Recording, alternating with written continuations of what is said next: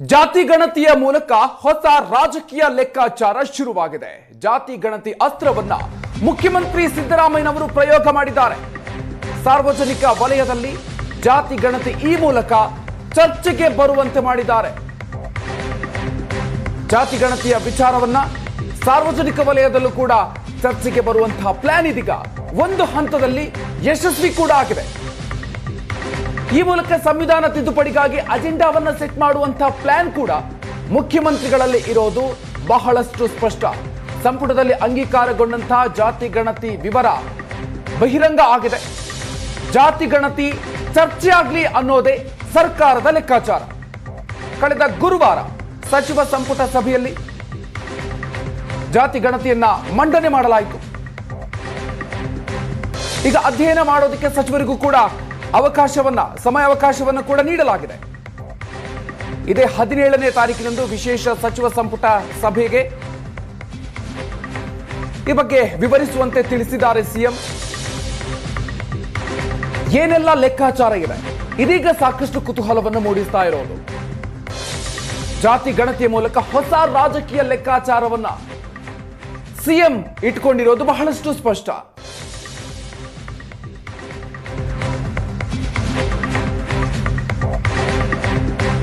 ಇನ್ನು ಈ ವರದಿಯಲ್ಲಿ ಏನೆಲ್ಲ ಇದೆ? ಹಿಂದುಳಿದ ವರ್ಗದ ಮೀಸಲಾತಿಯನ್ನ 32ರಿಂದ 51%ಕ್ಕೆ ಹೆಚ್ಚಳ ಮಾಡುವಂತಹ ಒಂದು ಪ್ರಸ್ತಾವನೆ ಇದೆ. ಮೀಸಲಾತಿಯ ಮಿತಿ 52% ಮೀರೋ ಹಾಗಿಲ್ಲ ಅನ್ನುವಂಥ ಕಾನೂನು ಈಗಾಗಲೇ ಇದೆ. ಹೀಗಾಗಿ ಅದನ್ನ ಬದಲಾವಣೆ ಮಾಡಬೇಕು ಅಂತಂದ್ರೆ ಮೀಸಲಾತಿ ಹೆಚ್ಚಳಕ್ಕೆ 9ನೇ ಪರಿಚ್ಛೇದಕ್ಕೆ ತಿದ್ದುಪಡಿ ತರೋದು ಬಹಳ ಅಗತ್ಯ. ಸಂವಿಧಾನ ತಿದ್ದುಪಡಿಗೆ ಕೇಂದ್ರಕ್ಕೆ ಒತ್ತಾಯಿಸುವಂತಹ ತಂತ್ರವನ್ನ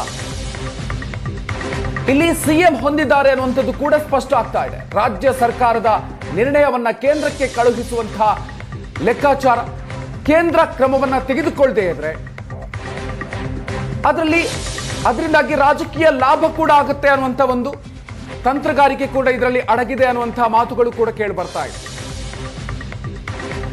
ಈ ಬಗ್ಗೆ ಹೆಚ್ಚಿನ ಡೀಟೇಲ್ಸ್ ಕೊಡ್ತಾರೆ ನಮ್ಮ ಪ್ರತಿನಿಧಿ ಆನಂದ್ ಬೈದನಮನೆ. ಇದೀಗ ನಮ್ಮ ಜೊತೆಗೆ ದೂರವಾಣಿ ಸಂಪರ್ಕದಲ್ಲಿದ್ದಾರೆ. ಆನಂದ್, ಇದೀಗ ಕಾನೂನಿನಲ್ಲೂ ಕೂಡ ಇದಕ್ಕೆ ಸಂಬಂಧಪಟ್ಟಂತೆ ಬದಲಾವಣೆಯನ್ನ ಮಾಡಬೇಕಾದಂತಹ ಅನಿವಾರ್ಯತೆ ಇದೆ. ಸೊ ಹೀಗಾಗಿ ಈ ಜಾತಿ ಗಣತಿಯ ಪ್ರಸ್ತಾವನೆಯ ಒಂದು ಸಂದರ್ಭದಲ್ಲಿ ಏನೆಲ್ಲ ಲೆಕ್ಕಾಚಾರಗಳನ್ನ ಸಿಎಂ ಹೊಂದಿದ್ದಾರೆ?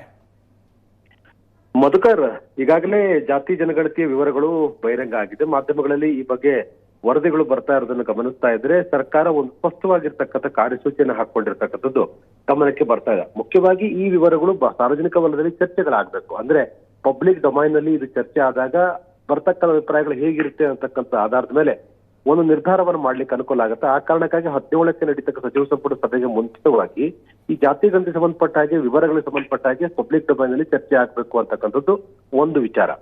ಜೊತೆಗೆ ಈ ಒಂದು ಜಾತಿ ಗಣತಿಯಲ್ಲಿ ಬಹಳ ಪ್ರಮುಖವಾಗಿ ಪ್ರಸ್ತಾಪ ಆಗಿರ್ತಕ್ಕಂಥದ್ದು ಹಿಂದುಳಿದ ವರ್ಗಗಳು ಬಹಳ ರಾಜ್ಯದಲ್ಲಿ ಬಹಳ ದೊಡ್ಡ ಸಂಖ್ಯೆಯಲ್ಲಿ ಇರುವಂತ ಕಾರಣಕ್ಕಾಗಿ ಅವರಿಗೆ ಈಗಿರ್ತಕ್ಕಂಥ 32% ಮೀಸಲಾತಿಯನ್ನ 51%ಗೆ ಏರಿಕೆ ಮಾಡಬೇಕು ಅಂತಕ್ಕಂಥ ಶಿಫಾರಸನ್ನು ಕೂಡ ಮಾಡಲಾಗಿದೆ. ಅಂದ್ರೆ 32ರಿಂದ 51ಕ್ಕೆ ಏರಿಕೆ ಮಾಡಬೇಕು.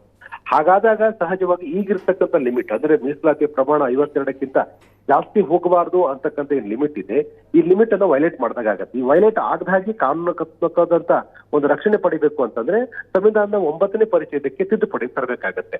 9ನೇ ಪರಿಚ್ಛೇದಕ್ಕೆ ತಿದ್ದುಪಡಿ ತರತಕ್ಕಂಥ ಅಧಿಕಾರ ಇರತಕ್ಕಂಥದ್ದು ಕೇಂದ್ರ ಸರ್ಕಾರಕ್ಕೆ.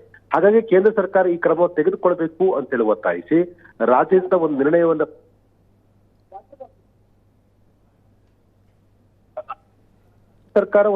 ತೆಗೆದುಕೊಂಡು ಕೇಂದ್ರಕ್ಕೆ ಶಿಫಾರಸು ಮಾಡ್ತಕ್ಕಂಥದ್ದು. ಕೇಂದ್ರಕ್ಕೆ ಶಿಫಾರಸು ಮಾಡಿದ ನಂತರದಲ್ಲಿ ಕೇಂದ್ರ ಈ ಸಂಬಂಧಪಟ್ಟ ಒಂದು ಸ್ಪಷ್ಟವಾದ ನಿರ್ಧಾರವನ್ನು ತೆಗೆದುಕೊಳ್ಬೇಕಾಗತ್ತೆ. ಸಂವಿಧಾನ ಪರಿಚ್ಛೇದಕ್ಕೆ 9ನೇ ಪರಿಚ್ಛೇದಕ್ಕೆ ತಿದ್ದುಪಡಿ ತರದೇ ಇದ್ರೆ ಹಿಂದುಳಿದ ವರ್ಗಗಳ ವಿರುದ್ಧಾತ್ಮಕವಾಗಿರ್ತಕ್ಕಂಥ ಕ್ರಮವನ್ನ ಕೇಂದ್ರ ಸರ್ಕಾರ ತೆಗೆದುಕೊಂಡಿದೆ. ಹಿಂದುಳಿದ ವರ್ಗದ ವಿರುದ್ಧವಾಗಿರ್ತಕ್ಕಂಥ ಕೇಂದ್ರ ಸರ್ಕಾರ ಅಂತ ಹೇಳಿ ಬಿಂಬಿಸ್ಲಿಕ್ಕೆ ಇದರಿಂದ ರಾಜಕೀಯ ಲಾಭ ಪಡ್ಕೊಳ್ಳಿ ಕೂಡ ರಾಜ್ಯ ಸರ್ಕಾರಕ್ಕೆ ಅನುಕೂಲ ಆಗುತ್ತೆ. ಆ ಕಾರಣಕ್ಕಾಗಿ ರಾಜ್ಯದಲ್ಲಿರ್ತಕ್ಕಂಥ ದೊಡ್ಡ ಸಮುದಾಯದ ಪರವಾಗಿರ್ತಕ್ಕಂಥ ಒಂದು ಮಾಸ್ಟರ್ ಪ್ಲಾನ್ ಅನ್ನು ರಾಜ್ಯ ಸರ್ಕಾರ ಮಾಡಿರ್ತಕ್ಕಂಥದ್ದು ಬಹಳ ಸ್ಪಷ್ಟವಾಗಿ ಕಂಡು ಬರ್ತಾ ಇದೆ. ಜೊತೆಗೆ ಇದು ಸಾರ್ವಜನಿಕ ವಲಯದಲ್ಲೂ ಕೂಡ ಚರ್ಚೆ ಆಗೋದ್ರಿಂದ ಬೇರೆ ಬೇರೆ ಅಭಿಪ್ರಾಯಗಳು ಕೂಡ ಬರ್ತದೆ. ಯಾವ ರೀತಿ ಅಭಿಪ್ರಾಯಗಳು ಬರುತ್ತೋ ಆ ಅಭಿಪ್ರಾಯಗಳ ಆಧಾರದ ಮೇಲೆ ಕ್ರಮ ತೆಗೆದುಕೊಳ್ಬೇಕು ಅಂತಕ್ಕಂಥ ಸರ್ಕಾರದ ಲೆಕ್ಕಾಚಾರ.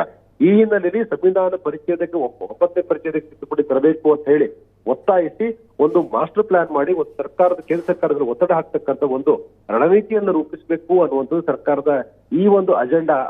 ಆ ಕಾರಣಕ್ಕಾಗಿ ಅದನ್ನು ಜಾರಿಗೊಳಿಸತಕ್ಕಂಥ ಎಲ್ಲ ಪ್ರಯತ್ನಗಳನ್ನು ಕೂಡ ಸರ್ಕಾರ ಮಾಡ್ತಾ ಇದೆ.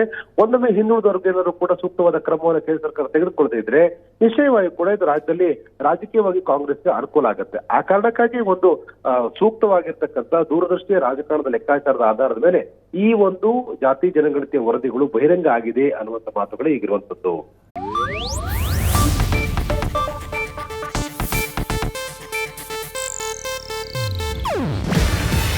ಇದು ಏಷ್ಯಾನೆಟ್ ನ್ಯೂಸ್ ನೆಟ್ವರ್ಕ್ ಪ್ರಸ್ತುತಿ.